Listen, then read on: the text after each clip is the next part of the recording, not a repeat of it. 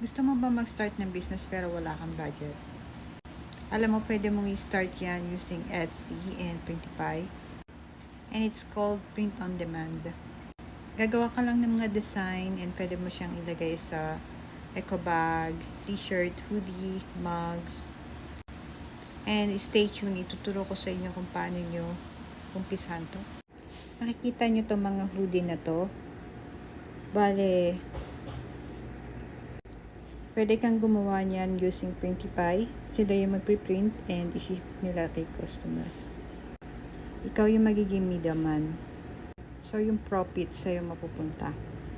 So, mag-create kayo ng account kay Etsy at kay Printify. Ito yung website niya.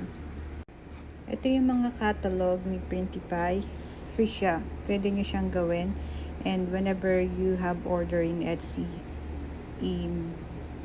mag-create lang kayo ng order kay Printify and then siya na yung mag-ship nyo. Okay, paano ba mag-create ng order kay Printify pag meron ka ng order kay Etsy? Kailangan mong i-connect yung Etsy mo kay Printify and then punta ka kay orders and you can create order. Manual mo lang siya kasi isa lang naman yung order, or kung maramihan pwede mo naman siyang i-bulk. Ito yung mga design na ginawa ko and yung mga binebenta ko kay Etsy. Yan, kung mahilig kang gumawa ng mga designs, pwede mo siyang ilagay kay shirt, t-shirt, bags, and meron ding mugs, hoodie. Example, nakagawa ka na ng design mo at na-connect mo na lahat, isa-select mo lang siya. Ito na yung lalabas, then click mo lang si shipping.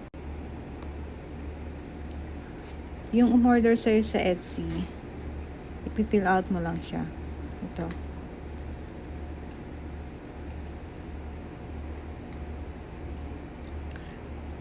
But just a heads up, before creating order kay Printify, check nyo muna kay Etsy kung naka-automatic ba yung mga order. So, last time na may nag-order sa akin sa Etsy, nakapag-create ako ng order, naka-auto na pala kay Etsy. So, na-double yung order. So, you have to wait for like 5 hours just to make sure lang na hindi madodoble yung order. Yun lang, sana may natutunan kayo, and if you have any question, just comment down below and follow for more.